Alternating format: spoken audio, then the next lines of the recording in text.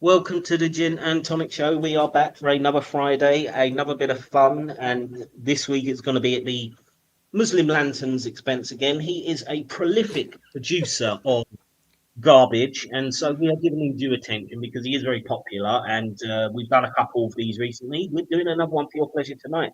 I am joined as ever with the immortal Mr. Stop Spamming. Welcome, sir. Hello, people. Yeah, I like this guy. He does not stop giving, really. I mean, he's so wonderful with all the nonsense that he produces on a, and I don't know how many he chucks out. I don't know. He must delete 90%, okay, because he must look stupid. But he still manages to find things which he likes, which he himself then throws out, and it's amazing.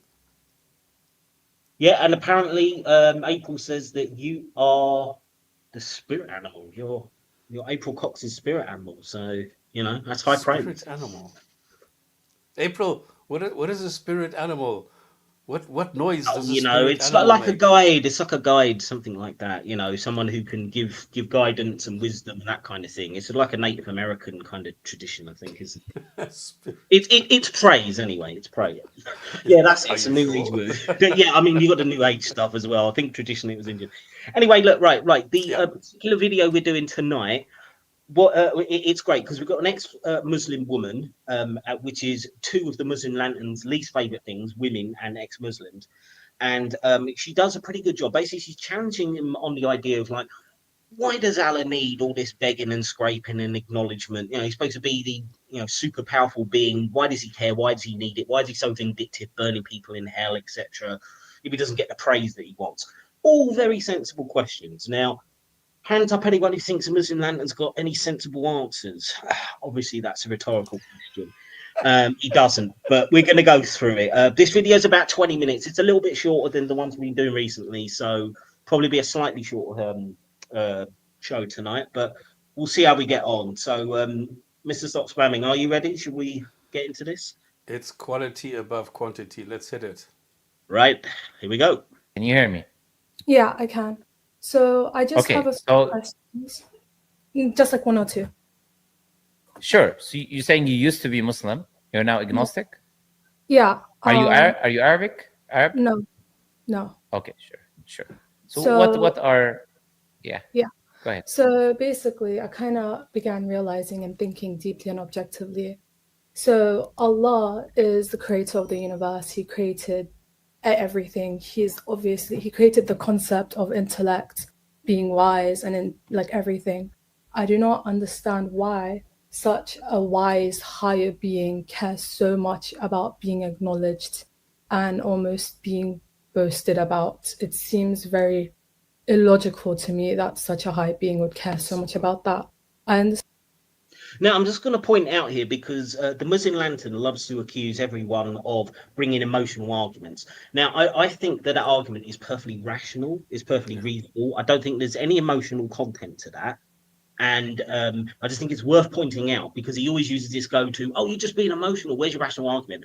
I think that is a rational argument. And anyone listening, I think, who's reasonable would agree with that. Stand to an extent that's reasonable to demand acknowledgement, so to lead to the good pathway, to be prayed to because praying is good or whatever, but to the point where if you don't, even if you're a good person but you don't believe in Allah, you go hell. I just think that's a unnecessary, illogical level for a high being. Well, Yeah, and I would agree. I mean, yeah, to me, that's a perfectly rational, perfectly reasonable argument to make. And I just want to quickly address this comment from April. Are you Arab? Why does that matter? Yeah, I did wonder why was he asking what her racial background is? I mean, what has that got to do with the merits of the argument or why she's an ex-Muslim? Just makes him seem an Arab elitist. Well, look, I don't know if that's true with the Muslim Lantern, but a lot of these Dawa guys do have these kind of racial kind of things running through their head. So I mean, it's possible, but yeah, completely irrelevant to the conversation. Yeah, but maybe it's going to set up his future line of argumentation, whether he's going to use language or not. I can't remember. I don't think it does in this one, but we'll No, see. no, this is what I'm saying. he doesn't use it because she's not Arab. So if she would be Arab, he can say, well, you're speaking Arabic, but you got the wrong Arabic, or you don't understand Quranic Arabic or something. This is what I hear a lot of these guys, and this is when they're asking, are you Arab? Could be, yeah, could be. Anyway, let's see what Muslim Militant comes back with. I'm sorry to say, but nothing you've presented has to do with logic. It's more emotional. You're just saying emotionally to you don't feel that it's necessary for that creator to demand recognition, whatever term you want to use to describe what you were saying. But no, that's absolute bollocks. I'm sorry, and I know we're only 5 minutes in, and I've already, used a swear word, but that's obviously rubbish. You just claiming that's an emotional argument doesn't make it one. It's a perfectly reasonable one. You're talking about the attributes of your God. So therefore it's perfectly reasonable to say, why is his God as clingy as any human being would be? Why would it care about this acknowledgement, first of all? And secondly, why would it then do eternal punishments if it doesn't get it? I mean, it really doesn't make sense. There is nothing emotional about that argument. So it's got to be emphasized there. Can I comment on the strategy a bit? Please, go ahead. Because the thing is, what I notice a lot of times is that people go into these conversations and just throw out a statement without setting it up. And in my eyes, it is crucial that you set up a question. You first need to establish what it is that you are talking about. In other words, you ask the other guy, do you agree? Or if you were looking at the environment, if we're doing that, what is this God? Is this God omnipotent? Is this God omniscient? Is it, and so on and so forth. You first establish the parameters of what it is that you are critiquing or that you are talking about. And then when he is the one who needs to say, yes, this God knows everything. He created the universe. He did all these things. Then you come and you ask a question. Why is it, if this God is what you say, blah, blah, blah, blah, blah, why does he then require all this stuff that is demanded? This is a strategy that you need to set up every single time.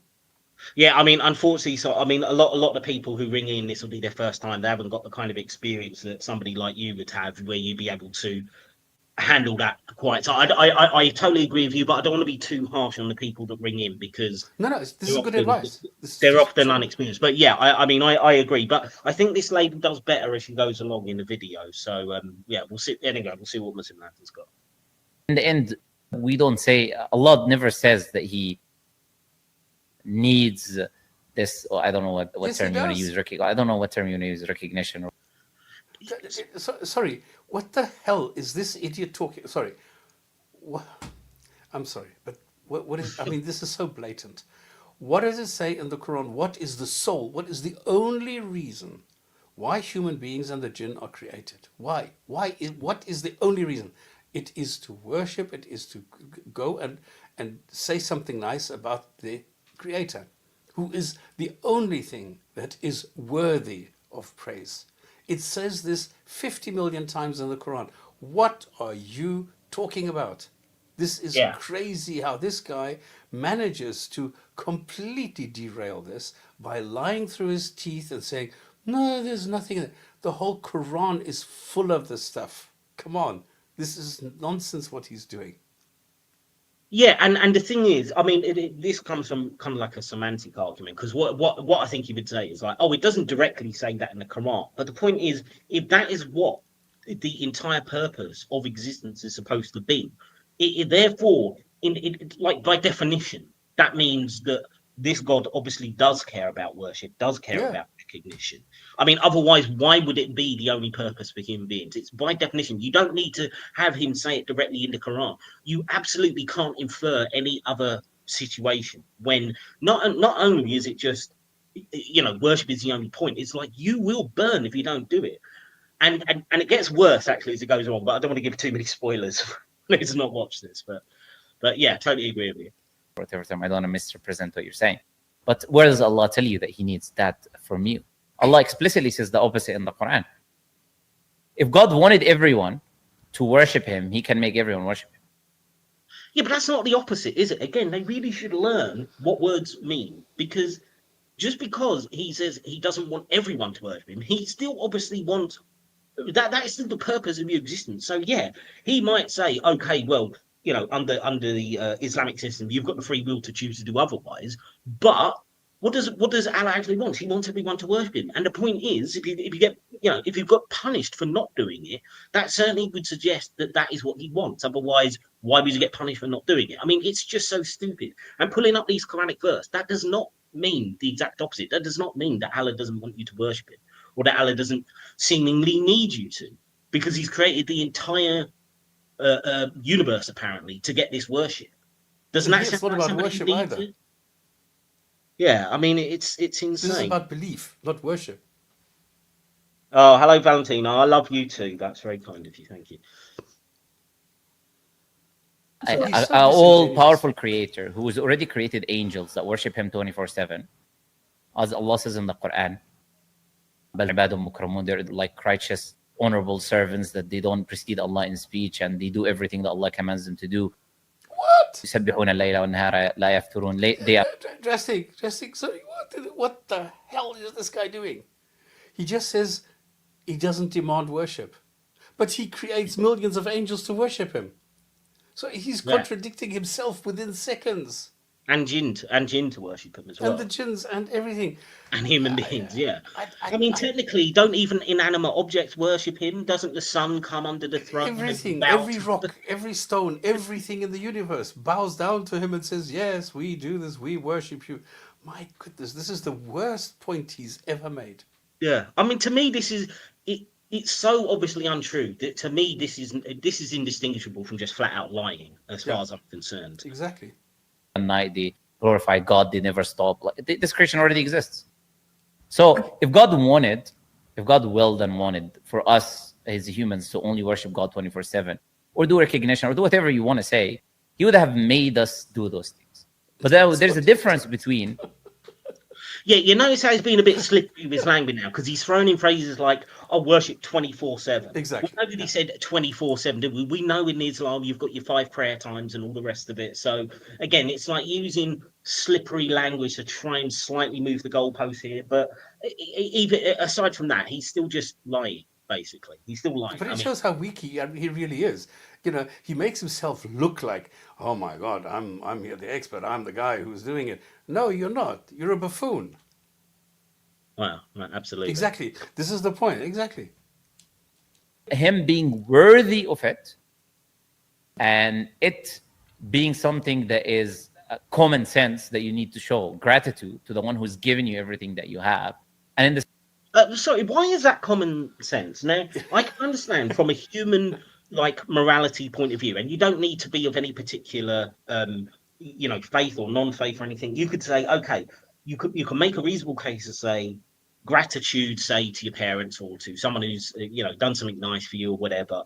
But why is it common sense to worship and then go to hell if you don't worship? That, because that is not analogous. You can't, this kind of framing to say it's common sense, that only exists within the mortal realms, if you like. If you're talking about a god, it's beyond common sense. He's setting the rules here, supposedly, under Islam.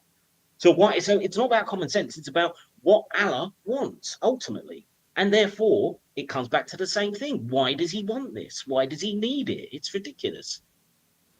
same time, the way you're trying to portray it, where God is like, oh, I want everyone to worship me. No. Allah says in the Quran, "In Allah ghaniyun ankum." Allah is free of you. He doesn't need you. But he doesn't please disbelief for his servants. He doesn't want you to be a disbeliever. He's not good for you to be a disbeliever. Oh, so he doesn't want you to be a disbeliever, but he also doesn't want you to believe. I mean, how many fucking times are you going to contradict yourself here? That's what, he just wants you to be neutral. Okay, fine, I'll adopt a neutral position. What is my punishment? Oh, I go to hell still. So that's a lie. That's, again, he's just being really slippery with his language. Allah says, "Ya ayyuhan nasu antum al-fuqara ila Allah." Oh, mankind, you are the ones in need of Allah. Allahu al-ghani al-hamid. Allah is the self-sufficient. In yasha yudhibkum wa ya'ti bi khalqin jadid. If he wishes, he would vanish you and bring a new creation. وما ذلك على الله بعزيز. That's not difficult for Allah. So Allah Yeah, it's funny though. Banish you and bring a new creation. So it does seem to be on some level he needs something to worship him then. Because why create anyone at all if you're completely self-sufficient? You've got no desires, no needs, no wants. Why are you creating in the first place? What is the will what would be the will that drives, assuming that you believe in a God? What is the will that drives him if you don't want that kind of worship? And And again, when it's explicitly said over and over again in the Quran that is the point of your existence. I mean, it's So, just he's going to replace you until he creates somebody who will worship him willingly. well, yeah. I mean, yeah, isn't that ironic as well? Yeah, because that is one of the things, isn't it? It says that like if you turn your face away from Allah or whatever, he'll create someone even better than you, isn't it? It's like I'll create someone better who's going to worship me, and it's like, well, if you don't need it, what are you doing that for? And also, why wouldn't you just create the initial person to worship you in the first place? So, yeah, this is just totally fucking contradictory. Explicitly in the Quran and repeatedly tells us that he doesn't need us. Of course, he is independent. That's what the word as-samad means. That's what one of the attributes, essential attributes of God. God is independent of need. He doesn't need recognition or whatever term you want to use from anyone. On the other hand, he deserves recognition. Now, right? Okay, yeah, who determines whether he deserves that? It's not human beings, is it? Ultimately, it's Allah who supposedly determines that. So again, it's like if he's determined that he's deserving of worship, even if you've done that, why does he need it still? Does it? If it's just about deserving, okay, you could say I recognise he deserves worship, but I don't want to do it. Well, if he doesn't need it, then why would it bother him? Why would he care if he didn't? If he doesn't need it? So again, this is just nonsense. But yeah, so we're going to go more into this deserve thing. But there's Sorry, a little bit more to it, because what he is saying, he is omnipotent. He can do anything. He does everything. And then you need to praise him for it? Why? If this God can do anything, just, snipping his fingers and saying, okay, I'm going to create a universe. Snip, there it is. There's the universe. Why do you need to worship and praise somebody who can just snip their fingers? Yeah, absolutely. Sorry, there's a comment from Valentino saying that an ex-Muslim was trying to become an imam, but then left. Yeah, Wow. just a little bit of any other business. We should be doing an additional show on Sunday. And Valentino or any other ex-Muslims, if you want to come in, we've already got at least one ex-Muslim who's going to come on and have a chat about their experience kind of leaving Islam. Valentino or any other ex-Muslims, if you want to come in on the show on Sunday, it's going to be the same time, 8 p.m. UK time. If you want to come in and have a chat about your story, join the panel, please feel free. Especially if you're training to be an imam. I'd love to hear from you. I know that sounds fascinating, doesn't it? That sounds fascinating. That would be great. So to hear how that works. But obviously, we're not pressuring you. I understand, obviously, Valentino, sort of talking about it may not be something you want to do. But yeah, just leave your bank account details with Drastic. He'll transfer everything. No, I only take donations from Israel, remember. That's always the accusation you get from. Sorry. Right, so I probably should have mentioned that additional show at the start. But yeah, we are doing another show on Sunday this weekend. So you're getting 2 doses of Gin and Tonic show this weekend. So and the next week. I should have mentioned that at the start. Anyway, let's carry on with the Muslim waffler. What do we mean by that? Let's say I go to the or let's give an example of one's family, for example. Let's say you're born, your parents took care of you, and you as a kid changed your diapers, they fed you, they taught you, they took you to schools, your father was working day and night, and your mother took care of you and raised you. Do they deserve your thanks and gratitude and recognition? Sorry, just before she answers that, my answer would be, so what? Because this is not analogous. You can't compare a parent to a god. Or if you do make that comparison, God loses. Because if the parent doesn't burn you in hell for not showing gratitude, that means they're morally superior to Allah. So this is Allah change my diapers?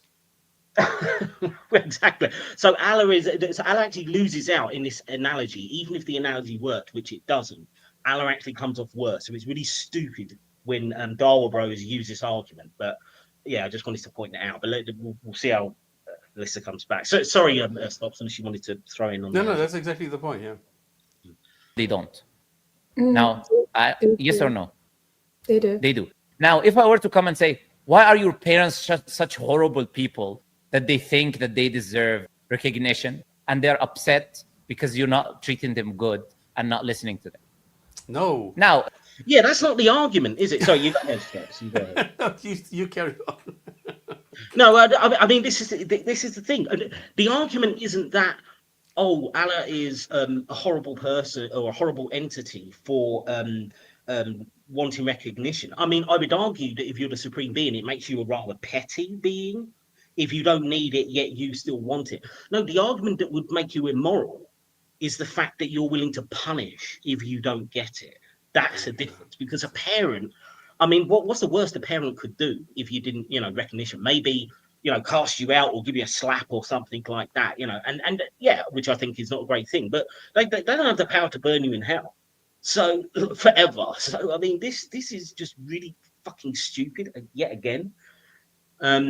Sorry, were you gonna? Did you No, want that was what I was going to say. Because if the parents, number one, they didn't create you with a specific mindset. They didn't know what you were going to do when you are 50 years old. They didn't create you in that sense. And the other thing is, they don't demand from you that you worship them, and if you don't, they beat you shitless. And the other thing is, if you make a mistake and you don't worship them, they don't burn you in hell for eternity. So those are the three things, yeah. exactly? It's me portraying something which is just, which is deserved to be given to your parents as an evil thing by a manipulation of words. That's essentially what you did. If you think So about I it, can. okay. So, but the thing is, you, even if you're a good person, you obey everything that Islam would genuinely dictate. But simply because you do not believe in Allah, you will, I believe, will go hell. So imagine if the parents, they have a child who behaves, that doesn't sleep around, gets good grades, has a successful job, and because they don't acknowledge the parents like kill them or punish them as an equivalent to hellfire. I would see that as unfair and an emotional thing, for like an unnecessary thing to happen. Oh, okay. That example doesn't. Yeah, I think I totally agree. I think that was a really good point you made there. Yeah. So what's... But Muslim Lantern will automatically dismiss it, no doubt, as an emotional argument, but we'll see.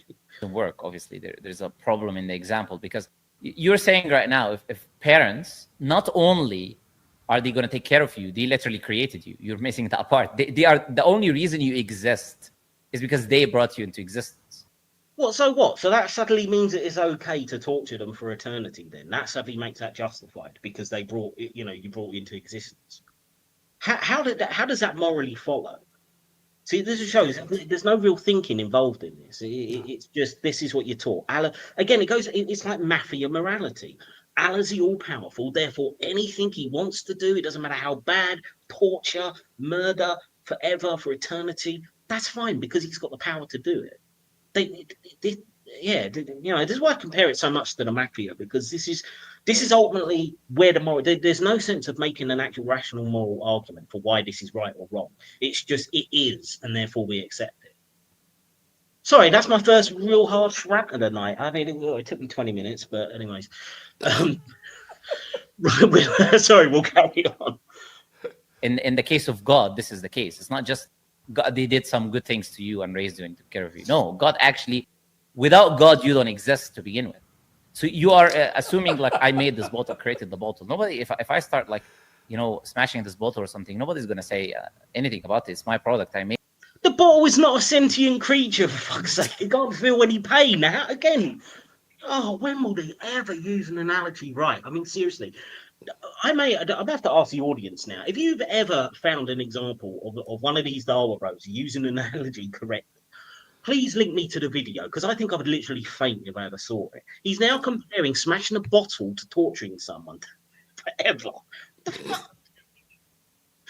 Oh dear. That's why we say Inna lillahi wa inna ilayhi raji'un. We are, Inna lillahi means we belong to Allah and to Him we shall return.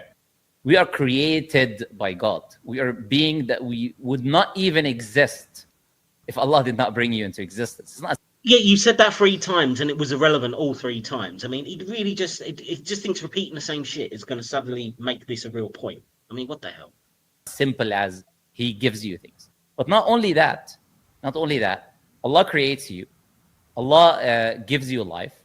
Allah gives you this beating heart that you use every single day, every single minute. Now, then He gives you a heart attack, or He gives you an arrhythmia or something like that, or He gives you cancer. Yeah, He's a real charitable God. Calling Allah, trying to call Allah, portray Allah in an evil image. Right now, He's allowing you to do it.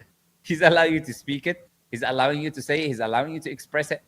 And See, again, this is more mafia morality, as far as I'm concerned. He's basically saying, look, the Don, he's allowing you to mock you, and he's only going to break your legs later on. But right now, you can make fun of him, but, it's going to be some consequences. What the fuck is this as an argument? He's allowing your heart to beat, allowing your breath to be taken, giving you provision while disbelieving in him. Now, there is nothing more merciful and loving than this. If God was the... No, there is. There is something more merciful and loving, not torturing someone to death if they don't believe you. That is more loving and more merciful. And that's within Allah's power, and he chooses not to do it according to the Muslim lantern. So it kind of negates your God. He's complaining about, you're portraying, Allah as an evil being. Well, you're giving us all the ammunition that we need to do this. So image that you're trying to portray, you disappear now the minute you even say something about the creator. If God wanted it, like you said. But no, a creator created us and put us in this life as a test. And then made the test easy for us because he wants goodness for us. He made the test easy for us. He told us. Again, he does go on to this life as a test thing, and we have addressed this on a number of occasions, so I don't want to get too much into it. But again, life as a test is easy. Really. It's easy for you, Muslim Lantern, making lots of money doing these bullshit videos. It's easy for you sitting in comfort in London, wherever the hell you are. Not so easy maybe for all the people in war zones around the world, or people dying of cancer or some other terrible disease or being tortured. Not such an easy test for them. So again, this kind of there's something quite nihilistic about denying the reality of other people's suffering as if it's just unimportant and that life is just so fucking easy. It's like walk a mile in their shoes and then claim this. But have you noticed? Okay, if you do one. Sorry, go ahead, Scott. No, I'm just saying, have you noticed that he talks and talks and talks, and then he confirms himself what he has just said by himself, and he just carries on. So you know, like he doesn't address what Adisa is saying, and then saying, "Am I answering your question?" No, he just carries on yakking all the time. Yeah, he just goes in circles repeating the same thing. And apparently, if the Muslim lantern says the Muslim lantern is correct, then the Muslim lantern is correct. That's Exactly. This is exactly it. If it weren't for Allah, you wouldn't exist. Why am I saying this? Well, you wouldn't exist if Allah wouldn't be there to do this. Why wouldn't? Well, because I say that Allah is responsible for you. Why is it? And so this is just. Yeah, he's just saying the same thing, slightly rewording it over and over again. Anyways. Good deed, you take 10 times up to unlimited amount. If you do one bad deed, it's one bad deed. If you do good deeds, they will remove your bad deeds. Okay, you have all of these bonus points, let's call them. You Ramadan, Allah forgives all the... I mean, it's funny, he's doing this thing. You used to say bonus point stops, and I used to think that you were just kind of like being humorously rhetorical. But they actually use terms like bonus points with God. I mean, it sounds like they're on a fucking game show or something. Playing Jeopardy or Who Wants to Be a Millionaire or something to get into paradise. But again, it just shows how screwed up this morality system is. It's basically saying, you can do all these sins, but then, say a nice prayer at Ramadan or something, or do a bit of fasting. And it doesn't matter if you beat someone up. It doesn't matter if you did that or that. As long as you believe in Allah and do some prayers, then your sins are forgiven anyway. So, brilliant morality pyramid scheme. So, but if you don't believe in Allah, then that's worth torture forever. Yeah. The thing is, this pointing system goes back to do you remember the night journey, where he goes up and haggles with Allah like on a Turkish bazaar about how many times you need to pray a day, and then in the end he comes back and he says, well, you still get your 50 points, but you only need to pray 5 times, and this is where the whole thing comes from, these hasanat points. So you get points for a prayer, you get points for prayer in a mosque, you get points for specific deeds. You like every shahada that you get is worth 2,500 points. So they actually keep points. Why do you think at the end of the prayer they turn to their left and right shoulders? They are greeting the angels who are keeping score. The one is the positive, the other one's the negative. So they keep score and they assign the points to each thing that you do. If you enter the toilet with the right foot, you get 10 points deducted. So the whole scheme is a pyramid scheme, because you get the points from, if you, for example, take a shahada from someone and they do something good, you get the points for this. You are credited with their good deeds. So this is, it's amazing. Points literally make prizes. It's like the more Yes. points you get, the nicer the mansion you get in paradise, and the more. There you go. jewelry It's like a and- carnival. If you make 5 rings, then you win the prize for this, and then the higher points you get, the better the prize. Yeah. But carnival is a good analogy as well, because we all know how crooked those games are. We all know that there's no winning them, so it's not a big con. Anyway, sorry for the diversion there. Let's get into this a bit more. Sense of the last year. Allah is making doors open for you to make things easy for you, so you can achieve paradise and eternal bliss, which is another favor that you don't deserve, because from the minute you existed, He's been giving you everything. So you're saying that like you don't deserve to go to paradise anyway. So even if you did believe and did all the right things, he still thinks that the just position would be that you go to hell anyway, and that the only reason you go there is because of Allah's mercy, that you don't, So he thinks the default position to any being that is created is that they should be tortured eternally, and it's only the mercy of the Creator that means that I'm not going to torture you eternally. Right. Again, Because what is this? 99% of all people go to hell. We know this from the hadith. And then, of course, he says Allah gives you everything. Well, while he's been saying that sentence, 10 babies in some place in the world have died. So how does he give them anything? Oh yeah, exactly. Yeah, life is a test. That it doesn't work for babies, but then that's a test for somebody else. So we have to change the rules a little bit and contradict ourselves. And anyways, It's so dishonest, eh? Yeah. Now, if your parents created you and you breathe every minute because of them, and every single thing that happens in your life is because of them, and then in the end, you don't even acknowledge their existence, like they don't exist. They're talking to you, and like you're pretending it's the wall, it's the wall next to you. Like, of course, there's no more injustice that you could do towards them. Of course there is. And let's be honest there. You might be born with some horrible disease that kills you in childhood. Are you still supposed to be grateful for your parents or your God at that point? I mean, it's just so stupid, this argument. But again, how is that the most unjust thing, to be ungrateful? When did this become the top of the immorality tree? Ingratitude. Not murder, not raping someone, not torturing someone. That is lower down than being ungrateful. Like, does anyone think that is a reasonable morality system that isn't brainwashed with this garbage? I mean, is it against the law to be ungrateful, for example? No. So, like we recognise that all these other things are bad. In most legal systems, these kinds of abuses are going to be made legal because we recognise there's something fundamentally wrong about doing them. Ingratitude is not against the law, yet for him, this is the worst possible sin. It just doesn't make any sense. And of course, we have the sentence in the Quran which says, you are prohibited from being good to your parents. What about that one? Oh, yeah. No, But- not only that, but what some people He's do is talking, they give the talking, gratitude to something else. You can give that gratitude to whatever other things. Now, you said if someone is a good person, that is a term you use. Where do you define what was good and bad from? What's your criteria to determine good and bad? As in, say if a person is morally good according to the Quran, like, as in the fact that they But don't that's not your have- criteria. What do You you cannot mean? be morally good according to Islam without believing in God. You cannot be morally good. And it's I mean, that's quite an important one there. I hope everybody caught that. He is basically saying that it is impossible to be morally good if you're not Muslim.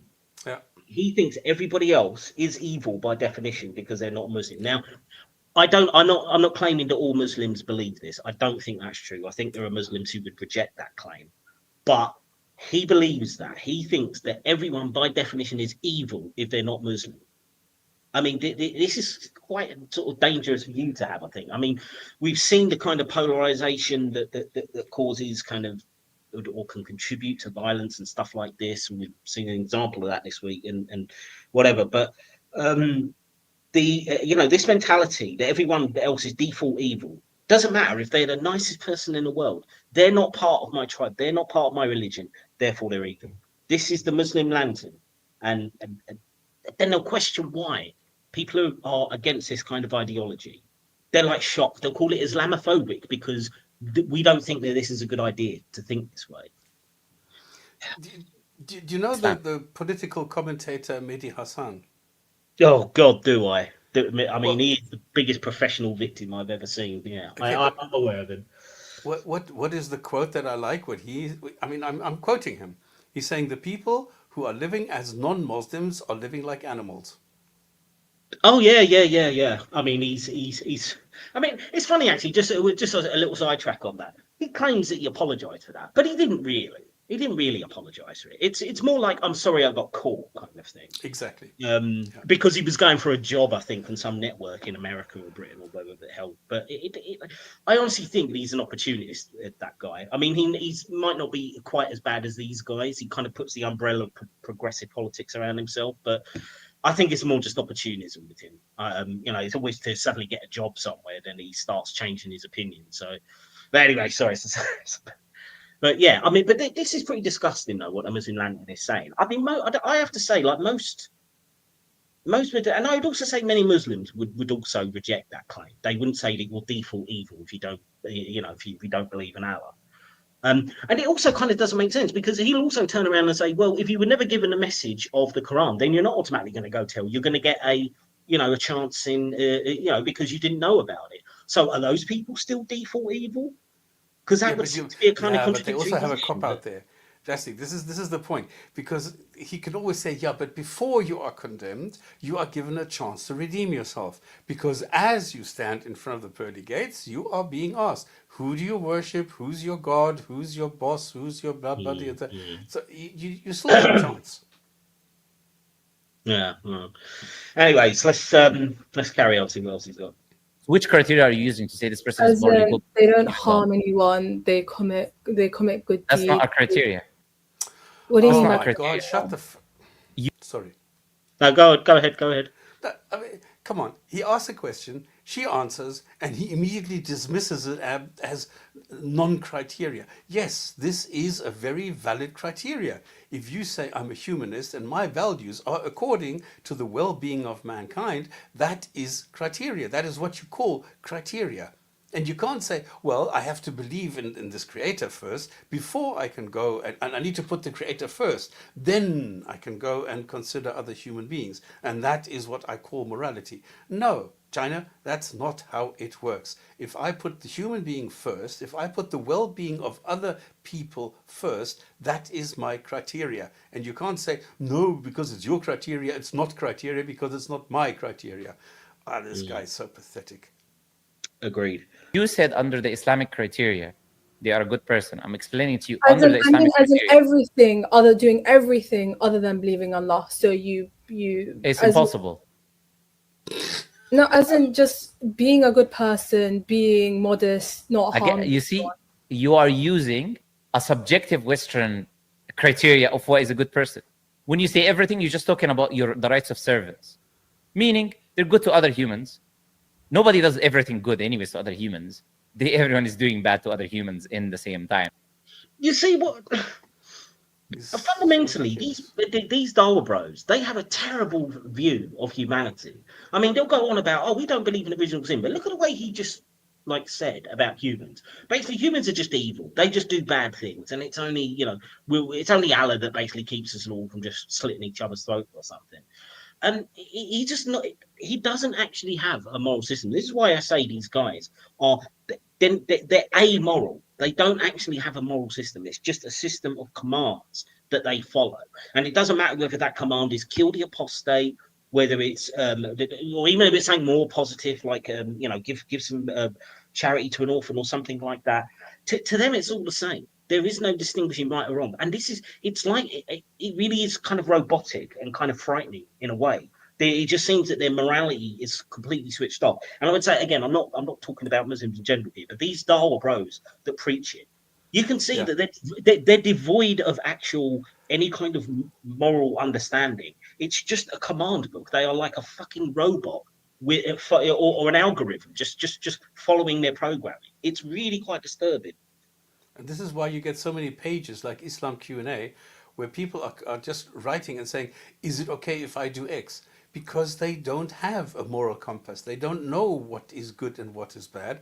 And this is because, it's a very good point that you're making, because beating your wife is totally normal because it's something that you find in the Quran. So it's not subjective. This is objectively correct. And marrying 4 women is objectively correct as long as you adhere to the different standards as laid out in the Quran or in the Hadith or in the fiqh or whatever you want to use. And they are not able to differentiate between beating your wife out of spite or beating your wife because it is a just measure according to Allah. So what is the objective morality out of the Quran, out of Islam? What is the objective morality that you live by? You say it's okay to have slaves because that's what it says in the Quran. So you don't have a moral stance towards owning other human beings because it's normalized in the Quran. So I would love to ask this guy, can you give me something that is morally good and something that is morally bad from the Quran? And I'm sure he won't be able to do it. No, yeah, I mean, it's worrying because it just seems that the capacity to actually make an independent moral judgment is completely absent from them. And that's frightening because if you don't have that capacity, you are capable of anything. And that's dangerous. And this is and again, just to be clear, I'm not saying that there are plenty of Muslims who are not like this, but if you get into this fundamentalist, this Salafist, this kind of bullshit kind of Islamist mentality, this is what you're left with: no functioning morality, just a command script, and that's it. And most Muslims realize that this is wrong. Most Muslims are totally normal people. They're looking after their family. They're good guys. They're just people that you hang out with, that you have discussions with, that you spend time with. And they're hospitable, they're generous, they're loving, they're caring, everything. So the normal Muslim doesn't do this. A normal Muslim is just a normal guy, a regular guy, and not like this idiot who's telling, okay, this is crazy. Yeah. This is but really crazy. But this is why, Slops, you will get a lot of Muslims who will, try and reinterpret verses. They'll try and say, oh, look, this hadith saying that Aisha was 9 years old, etc. This wasn't real. She was actually 18 and stuff. And whether I agree with their reasoning, I think their reasoning is usually pretty sloppy. But I appreciate that it is driven by this sense of morality that, look, exactly. there's something's wrong here. So even though we can't reject, because we're still Muslims, we can't reject things. So what we're going to do is we're going to try to reinterpret. We're going to try and say this bit wasn't really authentic and stuff. And that shows actual a real moral system functioning there. And that actually, despite the fact that I don't agree with the reasoning, it actually softens my heart and makes me feel more positive towards those Muslims. Exactly, it's humanism. It's humanism. But these guys won't do that. These guys won't do this. This is why this is why he's got that constant shit-eating grin on his face, just like Pikachu when they're talking about the worst possible things, and they're smiling through it. They're smiling, talking about, it's great slavery and all this, because and marrying a 6-year-old. Yeah. Anyway, sorry, we've had a. No, but it was worth saying. But the point that you made is very important, and that it is not immoral but amoral. That is very important. No, absolutely, because they don't want to make a moral judgment, and this is just another reason why I think the fact that these guys have got so many subscribers and they are held up as like inspirations and kind of heroes and stuff to, a not insignificant proportion of the Muslim population is genuinely worrying, and it is one of the reasons why we like to challenge him, because that's why he can't understand what Alisa is saying. Yeah. Anyways, right, shall we carry on, because that was quite a long pause, and we're only about halfway through. But this was an important. It was it's a point that's worth emphasizing for sure. Right, let's carry on. But assuming they do some good things to other humans, and then you just took God out of the picture, that's not a good person in an Islamic point of view. Just like the person who just does the right of God and then is evil to the people is also not a good person in Islam. The Prophet spoke to his companions one day and he said, do you know who is the bankrupt? Of course, the companions said the person who doesn't have money. Prophet said, no, that's not the bankrupt. The bankrupt is the person who prays all night, reads Quran, and does all of these good things. But then he steals from this person, he curses this person. So he's doing the right. Yeah, but hang on a minute. But see, this is the thing. Those are he's contradicting himself, because now he's pointing to actual real world harm. Going around and stealing things, which I think most people would agree. Yeah, that's a bad thing to do. That's an immoral thing to do. So he's sort of switching now between these positions of, on the one hand, saying, oh, well, if you don't believe in God, then you're just automatically an evil person. And he's saying, oh, well, no, you're evil because you're doing these things. Well, this is kind of a contradictory position to hold, because if you're going out and stealing, even under the Islamic position, okay, that is something that is, you're not supposed to steal from people unless you're Mohammed raiding a caravan. But the point is that's like a finite thing that you can steal something and then you can go and do your prayers and you catch up and get your points, and then it's not going to have an impact on you. Whereas not believing, that's considered the the permanent death knell of his soul into torture. So it's all over the place, this. But sorry, I think unless you want to add something, stop. So I'll play a larger chunk of this because otherwise we're going to be forever. Of God by praying and giving charity and whatever, but then he's stealing from this person and speaking bad about this person, whatever. There's a balance in Islam. There's rights of servants and rights of God. You're not a good person for. Okay, sorry, got content. Right, God. What the hell does that? There's a balance of God. I mean, what does that even mean? How can a God have rights? And the How thing can is, you violate a God's rights? he brings up some things which are negative. What does any of this mean? But he brings up things which are negative. But what happens if you don't do those things that are negative? What if I don't speak behind somebody's back? What if I don't do this? What if I don't steal? I don't lie? I don't. You're do still these evil things? if you don't believe. And then what? You're still going to hell because you're not a Muslim. It's true. Doing one and leaving the other, and nobody can be good by denying the one who's given them everything they have. Why? You've got no actual Exactly. independent reasoning for that. It's just your religious upbringing that tells you this. But there's no rational argument you can make for that other than God is the mafia don, and so therefore he can do whatever he likes if you don't worship him.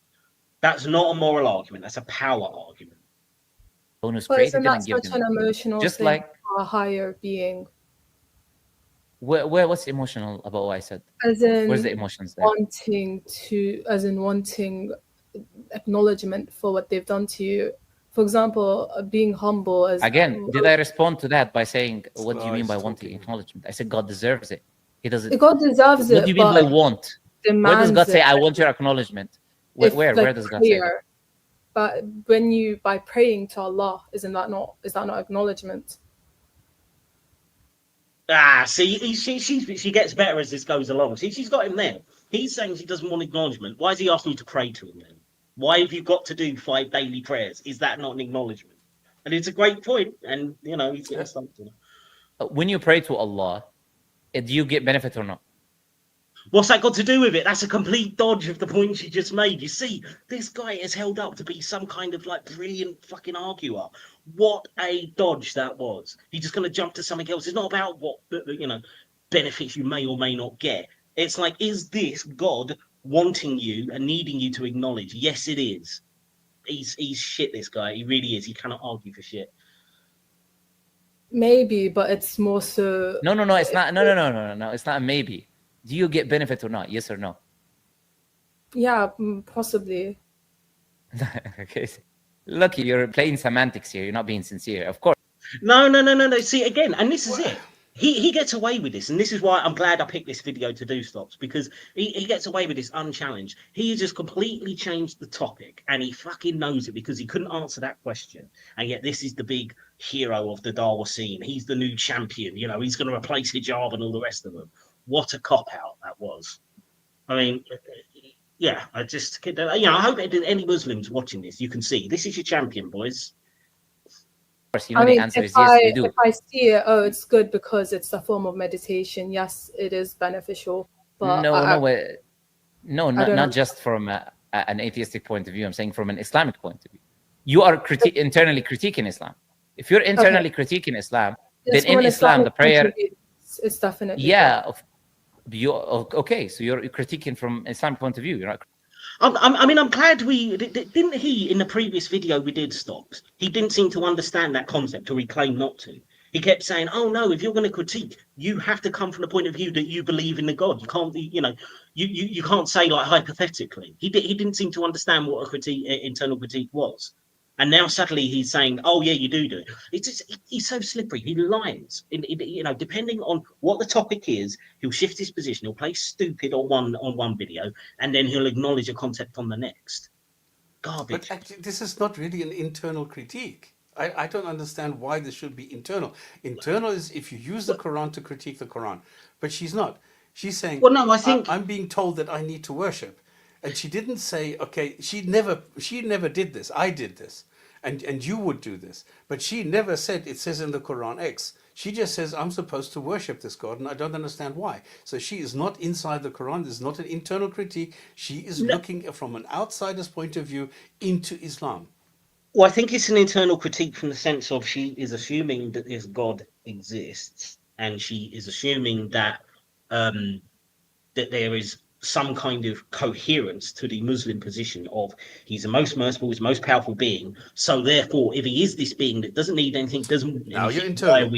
why we all worship it? You know, why is he punishing people for worshiping? So I think in that sense, it's an internal critique. Yeah. No, that's exactly, because now you're taking the words and the I don't know, the assertions from the Quran against the Quran. But she didn't do that. She just said, yes, why are you supposed to? Why does the God who is so great, why does a God who creates everything actually requires anything like that? And she's owning him at the moment. No, she is. She gets better and better as this goes along. So let's play a bit more. Critiquing from an outside. So if you're critiquing from an Islam point of view, that creator, that prayer is good for you, doesn't benefit God. I already told you, Allah told us he doesn't need it, it doesn't benefit him. It wasn't about whether it benefits it. The question was, does he want it and does he need it? And clearly he wants it if he's commanding you to pray and you're just changing the topic. Does he require acknowledgement? Yeah, exactly. That was the point she was making. You're claiming he doesn't need it. She's saying, well, why is he ordering us to do it then? So why do I go home and retract the benefit? Why? Say, because you deserve God it. gives me medicine. Because you deserve it. He deserves it, but it wouldn't. That's no. You would deserve the it. punishment. If I don't get it, you go, how? No, I said you would deserve the punishment for not doing that good thing, which is a must, which is the recognition for the goodness that you've given. Your ungratefulness is an immoral act, of course, and it requires a punishment. And the greater the ungratefulness, the greater the punishment. So nobody would do all these things as a Muslim, but just because I believe and I'm grateful that I believe in Allah, but I could do all these sins, I'll get accepted. But if I don't do accepted, any, what do you mean by accepted? I don't think as you in understand. I go heaven eventually. Oh, eventually. So eventually after what? Like eventually after I get punished or something, God will punish for how long? In what I way? don't know, Punish for but how I long? believe non-belief. Again, he's getting this all wrapped up into completely trivial details now. It doesn't matter how long. The point that she's making, and it's a very correct point, is that you can just be a pretty sloppy individual in your life, be fairly selfish, but as long as you believe in Allah, even if you've got to do some temporary tour of duty in hell, you're still going to end up in paradise. And that is what the Muslim lantern believes. He says it on other videos. All these Dawa guys believe that doesn't matter what a Muslim does in their life, as long as they believe at some point you'll get to heaven. So it really isn't much of a system for encouraging you to be a moral person on earth, quite frankly, because you're going to get the reward no matter what, just for believing. So she's making the point this is pretty much an immoral system, and he's dancing around now. So, oh yeah, but how long are you going to be in hell? Blah, blah, blah. What the fuck difference does that make to the point? It doesn't. Yeah, she's being rational and he can't follow, and it's getting very annoying that he is constantly talking over her and she is not allowed to make her point even. Yeah, no, absolutely. But he gets like this. The thing is, he starts, and whenever he's on the ropes, he starts doing this more and more, which is why he didn't mind her speaking in the beginning because she wasn't as assertive. But as she gets more confident, he starts to get pissed off, and he does this with quite. Again, it kind of surprises me that he put this video out because he looks worse and worse as this goes on. Yeah. Okay, so if you don't know, then you shouldn't pretend as if it's like some easy thing that is going to take place. It's not the case. You're pretending. This is how, again, you manipulate words. You're not sincere in your approach. See, now it's just going into, ad homs or whatever. Yeah, I'm going to accuse you of being insincere. He's got no basis to do that. He just can't handle the conversation. So we're using another Dawa tactic. I'm insulted by the way you're approaching this conversation all of a sudden, so I'm going to start to break it down. This is it's spoiler tactics. It's emotional. It's the equivalent in sport. If you were playing a game of football, it's like you're too good of a striker. You're going to score a goal, so I'm just going to hack you down to prevent you scoring. I'm just going to foul you. This is basically the tactic. It's pathetic. Because you play games with words emotionally. So, for instance, you say, "Oh, I can do all of these things." In the same time, you know that in Islam, that you will be punished in hellfire, which is fire.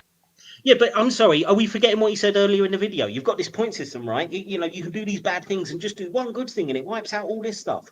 Or the video we did a few weeks back when when we were talking about, you know, the people converting to Islam, and it's like, oh wow, you know, she's 87 years old, this woman, but she converted, and now her entire life is cleaned of all its sin, and she can die in a year's time, and there's no hellfire. It's straight to paradise for her.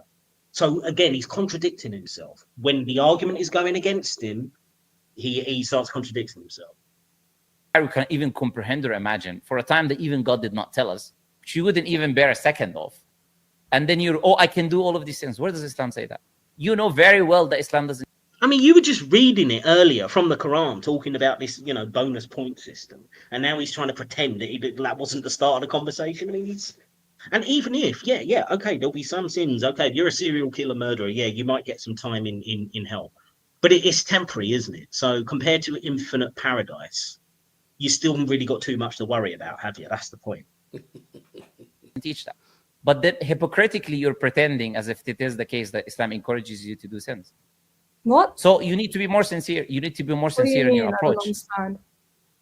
I mean that you are pretending and pushing this narrative as if Islam says it's okay if you commit all the sins that you can commit, as long as. Well, I'm not sure it's going that far, but it is basically saying whether you do these sins or not, you're still going to heaven. That's what she's claiming, and she's absolutely right. And he agrees with that. So once again, he's trying to manipulate the language while accusing her of doing that very fucking thing. It's just so dishonest. And sorry, from Pilis, if Mohammed chose this segment of the live stream to upload, I wonder how poorly he must have performed in the others. Well, that is a great point to make. And as you know, I know for a fact from people who've gone on there, that he is dreadful, and this is why he will not put out his whole live stream and keep it up for people to watch. He will only put these segments out because he's pretty bad at this, and this is why he sort of cultivates this illusion that he's some great orator and some great arguer, because of this putting out these segments. And even these segments he's terrible in, as far as I'm concerned. So, but yeah, it's a good point. It's not okay. You get punished for it, but I think there's a difference between being punished for something. But you said I can do all of these sins. What does that mean? Yes, because where does Islam say you can do them? No, eventually I'll get into heaven. Like obviously I'll be punished for it, but eventually I'll get into heaven versus eternal. Yeah, and what does what does that mean? Like being punished for a period of time we can't even comprehend. In a punishment we cannot even comprehend. That means what? That means justice. So nobody gets away of these sins that you're talking about, whether these. Yeah, but they do, essentially. If you've got to compare any non-infinite amount of time being punished compared to an infinite amount of time to paradise, then how is that justice if you're considered an evil person that's done all these evil things? So it's not. It's basically just Muslims get paradise no matter what. And that is fundamentally not a moral system. I mean, I don't believe in any of this burning in hell stuff. You know, I don't think that should be part of any system. But if you're going to go on that, this seems completely arbitrary. It's just down, and it goes back to her initial point, Stocks, I think, where it's, you know, why is this God so needy? Why does it care so much that you're going to burn in hell if you don't acknowledge this God? I mean, this is the very center point of the moral system that Islam actually that underpins Islam, and it is a terrible situation. And he will not address it. This is why he keeps dodging away. He's dodging away from those hard questions. Sorry, I'm ranting so much now as I usually do. Stop. So, did you want to throw in here because I feel like I'm? No, fine. No. If I want to say something, I'll chip in. Sorry, I hope that's not annoying. I do occasionally check in because I feel like I'm dominating the conversation. No, okay. Right, we are into the last stretch of this, so let's see what else they've got. Sins are towards the Creator or towards other human beings. Now, the one who determines the gravity of the sin is the Creator, of course. He is the source of goodness and morality. Now, on your worldview, you don't have a source of goodness or badness anyways. Well, that's bollocks. I mean, again, this is but we've done this argument so many times. I just let it play. What do you use to determine what is good and bad without God? Yeah, but I think recognition is somewhat a very shallow thing. And even that, if that's subjective terms. Now, look, I'll give her credit for her strategy there because she just ignored that question and just went back to, I still think it's really shallow of this God to demand recognition and burn people in hell if he doesn't get it. That was pretty good of her. So she's getting better as she goes in the conversation. And she's learning, obviously, yeah, this guy is, you know, he's just going to keep dodging away, so I'm going to keep bringing it back to the topic. So well done to Alyssa. Good on you. But Where's the rational argument? okay, what's You're not so really- you're not bad really about not presenting anything recognizing God? rational. It's ungratefulness, but I don't think ungratefulness outweighs so many sins that it No, blocks the eternal ungratefulness to hellfire. what level? Ungratefulness to what level? It's a Ungratefulness to any level. Why would ungratefulness be worse than murder, rape, you know, torture, and all the rest of it? Why? He still hasn't explained that, other than God says so. That's not a good reason. it's great ungratefulness.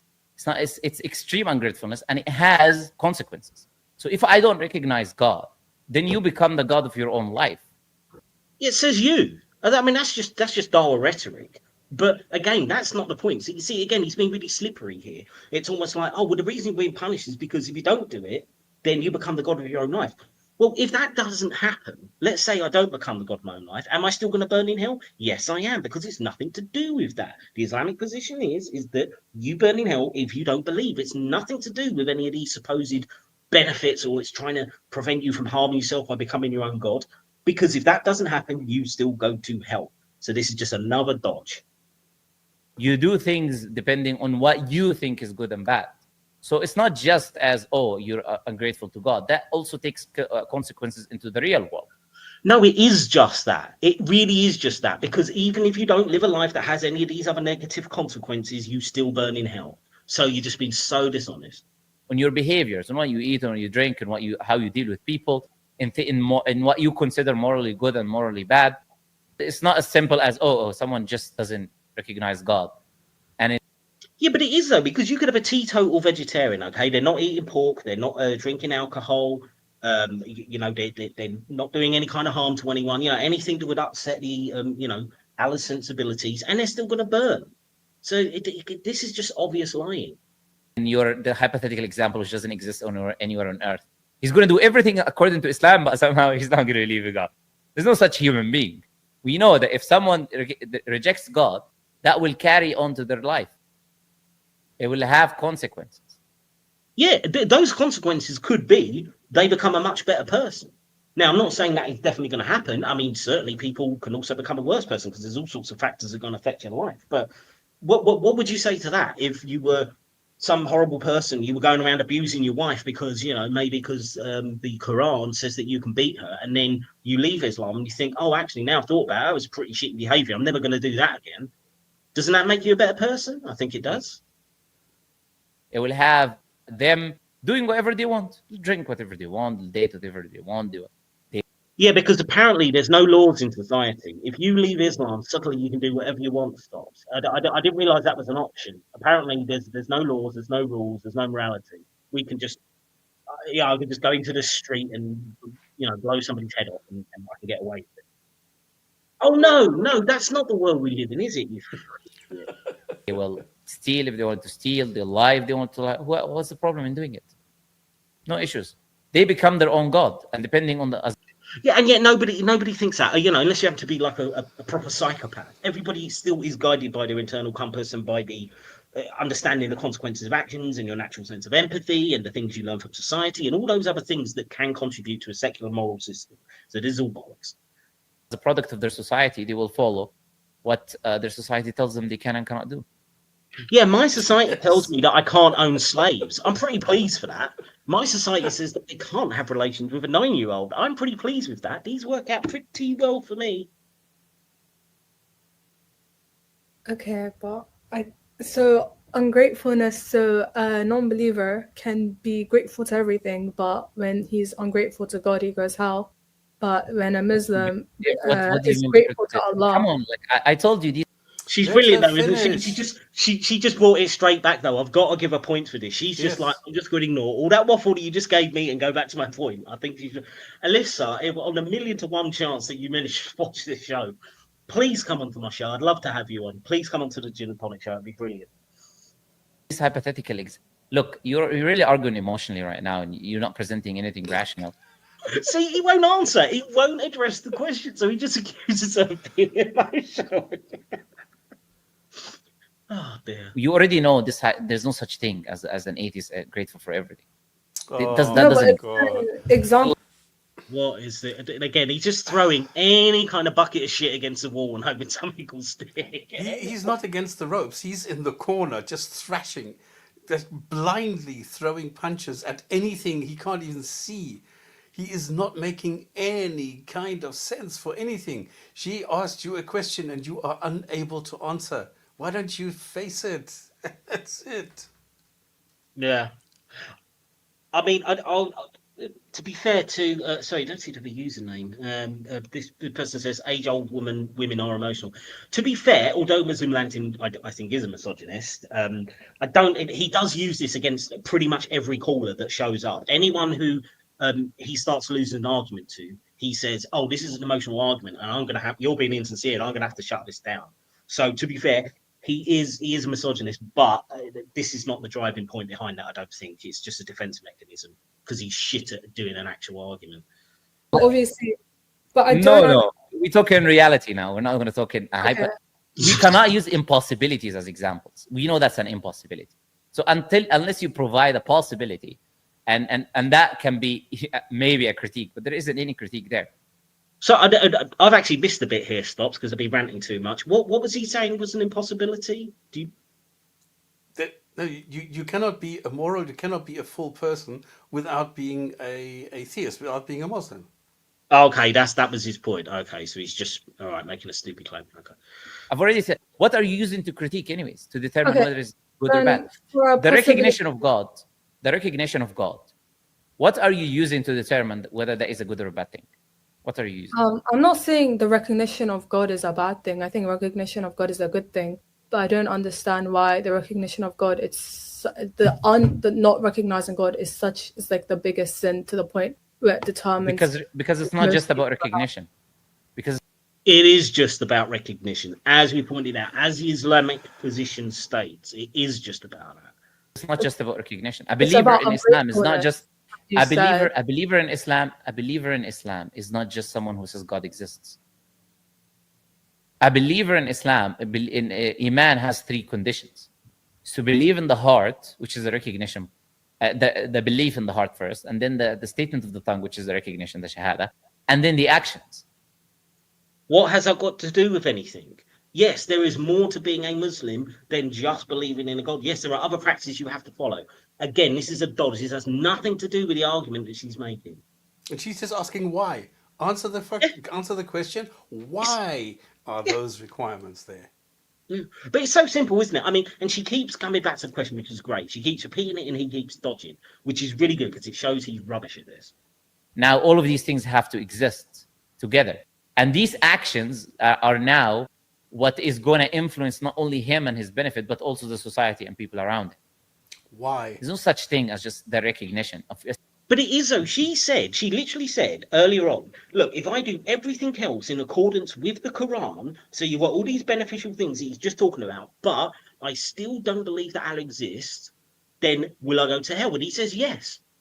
So he's contradicting himself. It's nothing to do with all these other benefits. That might, assuming that all this was real, that might be some side benefit, some ancillary kind of bonus. But that's not why this is happening. The reason why, disbelief sends you to hell is because God wants you to recognize him. That is, it doesn't matter what else you do in your life. So he just contradicts himself over and over and over. Say, if someone says, "Oh, Allah is the God, the true God," but I'm just going to live my life my way.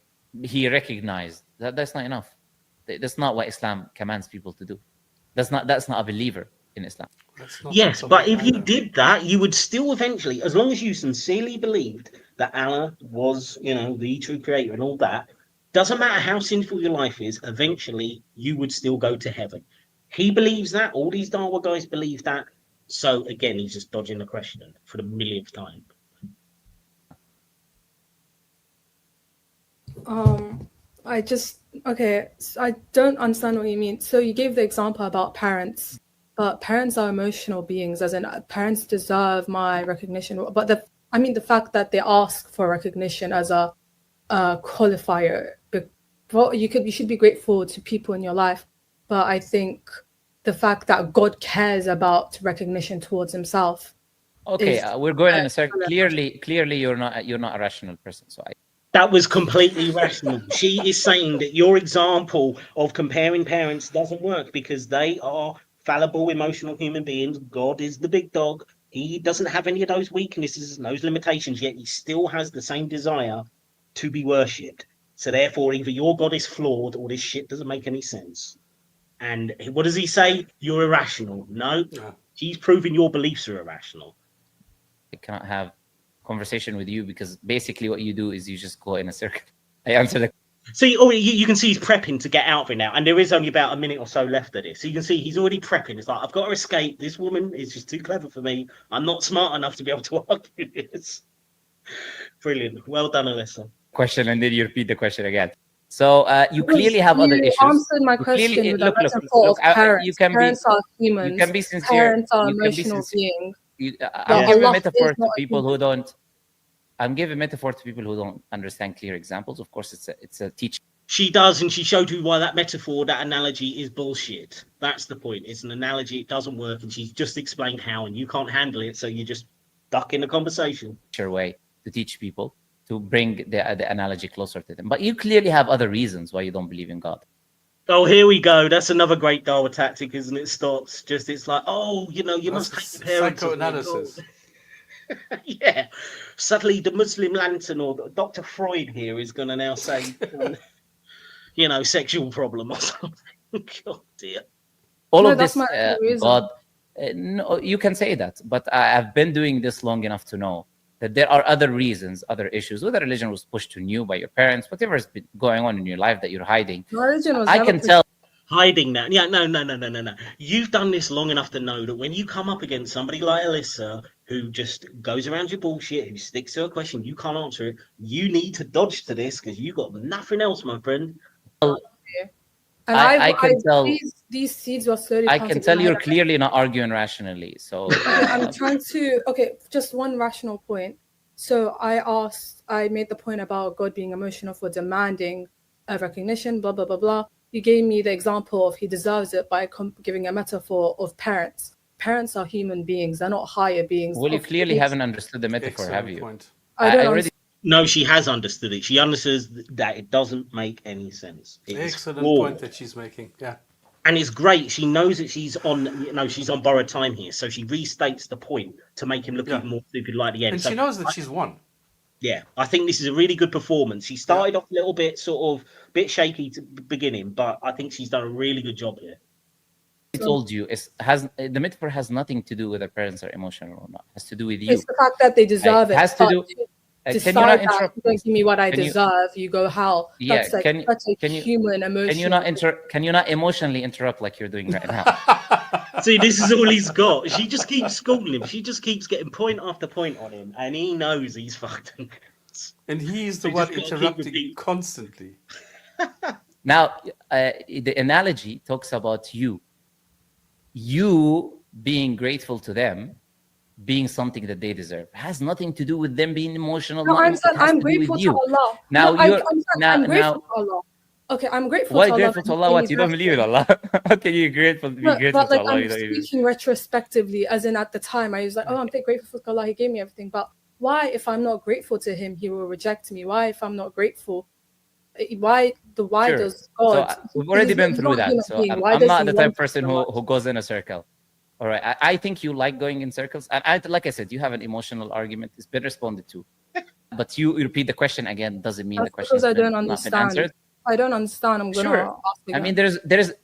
Yeah, because she's asked you this over and over. I mean, what? It must be at least 10 times, I would have thought, over the course of this 20-minute video that she's asked. He's dodged it every time, and she keeps repeating it for him. He complains that she's going around in a circle. No, she's repeating the question until you actually give a proper answer to it instead of dodging away. And you can't do it, Muslim Lantern. That's all this is. When you die, and in your grave, you will get a clearer vision of understanding at that time. Anyways, I've done my best. I mean, that was feeble. What an ending. Oh, you'll understand in the grave. So it was really worth calling this guy up. His advice is, you'll understand when you're dead. I mean, seriously. That is the dumbest. That's literally it. I mean, this is the end of the video. But I mean, yeah. I mean, so his final advice, right? If you want wisdom, don't call me. Just die, and then you'll learn in the cave. That is the ending. Ah, right. Oh, that was a good one.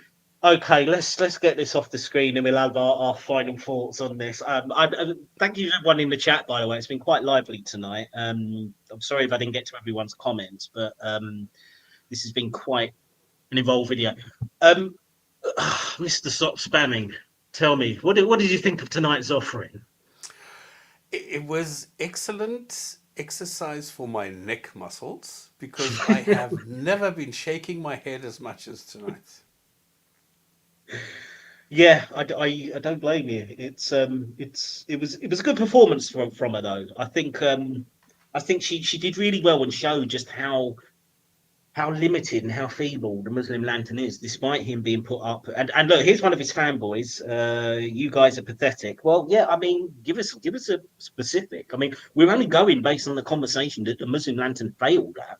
That's not my problem, lad. Okay, You know, but this is the typical thing. You're going against the people here. If you are telling us we are pathetic, then we are pathetic people. yeah. Why don't you address what it is that we said that is pathetic?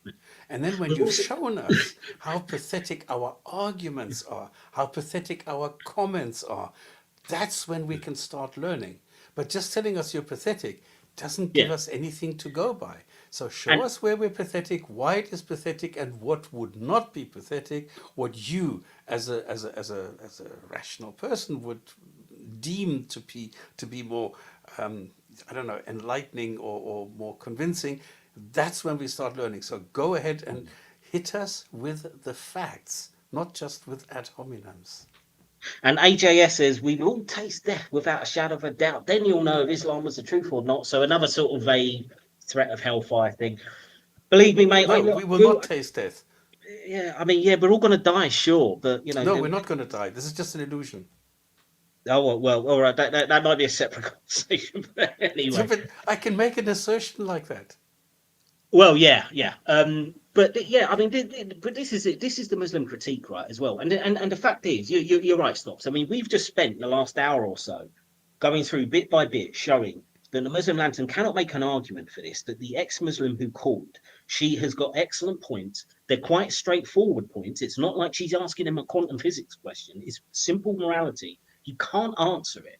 So he does all this dancing around, all this theatrics, all these Dara apologetics. But when you actually look at the content of what he said, he can't do anything with those questions. And this is telling. And Muslims, you know, for the Muslims who are actually listening, if you are listening, you should really think about why these guys can't actually handle someone who knows what they're talking about. Why they stay in these little safe spaces and they won't release the whole stream, and they'll block people and they'll kick people off and they'll accuse people of being emotional and going around in circles. This is all games. And the funny thing is, it's you know, well, I mean, I'm not going to speak for all atheists or other charities, but you don't get other, you know, you don't particularly get atheists do that. I mean, the Gin and Tonic show many times has had Muslims on, and sometimes they've been given hours to speak. So that shows the level that we're at. So, you know, go to your Dawa champions and tell them, you know, they need to step up because this is pathetic. But trust me, there's one thing that you need to also acknowledge. If a Muslim wants to, okay, I'm saying this very clearly, if a Muslim wants to have a platform to give a 5-minute presentation why he or she believes something with a good reason, you're welcome to present it here. We're not here to go and censor Muslims. We're not here to shut up Muslims. No, we are interested in your belief. We're interested in your reason for believing this. Because for us, this is something like, if I look at Islam, I'm shaking my head, I'm thinking, how can anyone believe this? So if you have a good reason to believe this, man, this would be great. If you could come on the show here, don't stand here for 5 hours and do a gish gallop or something like this. Don't filibuster. Come here, give a 5-minute presentation. You are going to get a platform to do this. Yeah, and then we'll explain why you're wrong, but, you know, that's what we're here for. No, but in all seriousness, we don't. And the thing is, if people just think, oh, that's just words, you can look back over the hundreds of shows that have been done, and there is plenty of examples where Muslims have been platformed here. over and over and over again, and some really obnoxious. I mean, there's been some very nice Muslims, to be fair. So I'm not. We've throwing had out- imams, yeah. But there's been but there's been the Kenny Bowmans of the world, yeah. I mean, And him, yeah, okay. and they've Sorry, I was still talking about real imams. But yeah, I mean, it's so yeah, the platform's open. So rather than just leaving those little butthurt comments, you know, come and talk to us. You just let us know. Leave a comment in the chat, and or if you want to defend the Muslim lanterns argument, if you think we've missed something, you're welcome to do that as well. Yeah. But for now, I think we're just going to have to. Yeah, I mean, it's a bit shorter tonight. We haven't reached an hour and 20, but we're gonna. I think we should probably sign off stops now because we've been doing longer ones recently. And but this has been great. I really like doing these Muslim Lantern ones because of his prominence and because he is just as easy to pick apart as everyone else. And I want there to be examples, even if we only get a few hundred views, whatever. There are examples on the internet that people can find that his bullshit just does not stand up to scrutiny. And it's also just good fun. And I've really enjoyed the comments tonight. So thank you, everyone. And I'm now going to go and drink exactly what I want to drink, what I like to drink, a lemonade. Yeah, I'm been good tonight. Even though it's a Friday night, I'm tempted to have a glass of something, but I'm not going to because I've got stuff to do tomorrow. So, yeah, thank you everyone in the chat, even the Muslim guys who were trolling us or whatever. Thank you for your participation. We will be back on Sunday. As I say, it should be a kind of ex-Muslim open mic night kind of thing. That would hopefully we'll have one or two ex-Muslims come along, tell stories. If you're interested in that, please join us Sunday, 8 p.m. UK time. We will see you then. Have a great rest of your weekend up until that point, and good night.